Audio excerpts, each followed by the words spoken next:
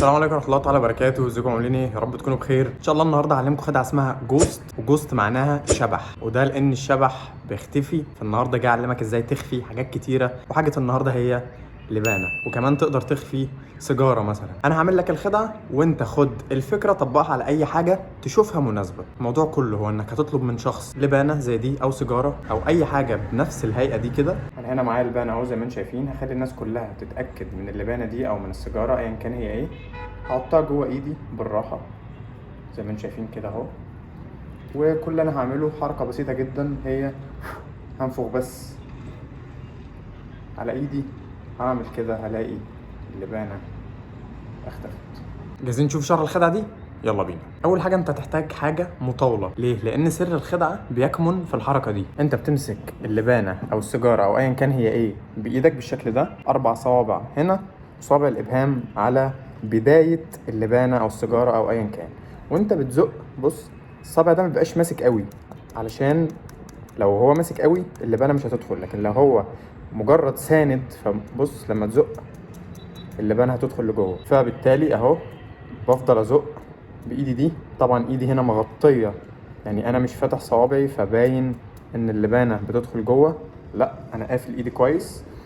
بزق، بدل ما كنت بزق كده هزق كده، وفي نفس الوقت اللي بزق فيه كده هسيب صابع الابهام، يعني حركتين في نفس الوقت بيعملوا كده.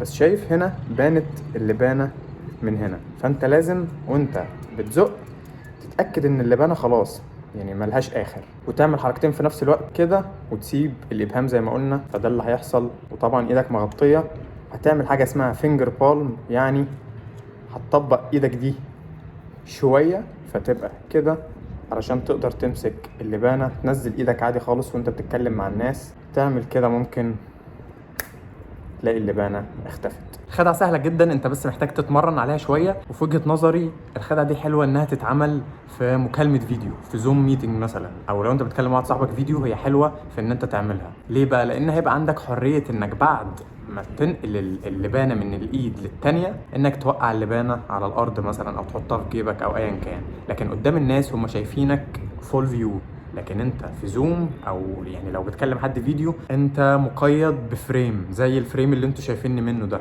انا دلوقتي مش باين لكم، يعني انا لو طلعت كده خلاص انتوا مش شايفين شعري، فاهم؟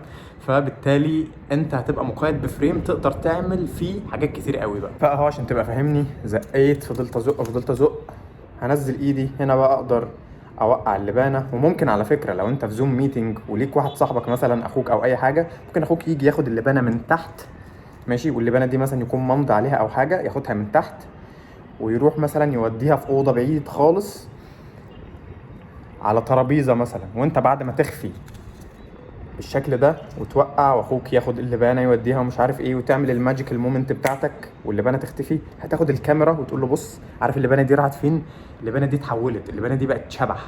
تاخد الموبايل بتاعك وتروح توري له انها بقت في مكان تاني، وعلشان يتاكد انها كانت نفس اللبانه انت تطلب منه من البدايه انه يقول لك مثلا اسم حد، فيقول لك مثلا عبد الرحمن، فتكتب على اللبانه عبد الرحمن اهو، وتقف زي ما انا قلت لك، تفضل تزق خلاص. وفي الوقت ده هتوقع اللبانه زي ما اتفقنا. ممكن يبقى معاك اسيستنت ياخد الحاجه دي يوديها في مكان تاني زي ما اتفقنا. وبس يا سيدي كده انا شرحت لك المبدا. انت بقى بدماغك خد الفكره طبقها على اي حاجه، اشتغل عليها اكتر. يستحسن ما تاخدهاش كوبي بيست علشان ما تبقاش واخد الحاجه بالنص يعني. فعشان تبقى كرييتيف اكتر في المجال ده، اكيد انت فاهم قصدي، لازم تطور منها او تستغلها بشكل مختلف شويه او غيره. ومش معنى انك فشلت انك تلاقي لها طريقه فانت كده فاشل، لا بالعكس، المهم انك تفكر وخلاص. ممكن دي تبقى انسب طريقه تعملها بيها، ممكن انت يبقى عندك افكار تانية، لان انا تفكيري غير تفكيرك، غير تفكير احمد، غير تفكير علي، وهكذا. فشكرا لحد هنا، اتمنى تكون الخدعه دي عجبتكم، واستنوني الفتره الجايه هنزل لكم خدع قويه جدا مش موجوده في اي حته في العالم، اوعدكم بده. بس انا محتاج دعمكم، محتاجين نوصل 50,000 سبسكرايبر في اسرع وقت. انا عارف ان الرقم كبير شويه مقارنه بالرقم اللي انا عليه حاليا، بس انا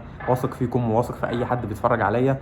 فلو انت لسه جديد هنا في القناه اعمل لايك وما تنساش تعمل لي سبسكرايب، واكتب كومنت قول لي فيه ايه رايك في الخدعه، وقول لي عايزني اتكلم او اعمل خدعه تاني عباره عن ايه. والحاجه الاخيره قبل ما اقفل، ما تنساش تعمل لي فولو على انستجرام وفيسبوك وتيك توك، هسيب لكم اللينكات تحت في الديسكربشن، والقاكم قريبا ان شاء الله. شكرا، سلام عليكم.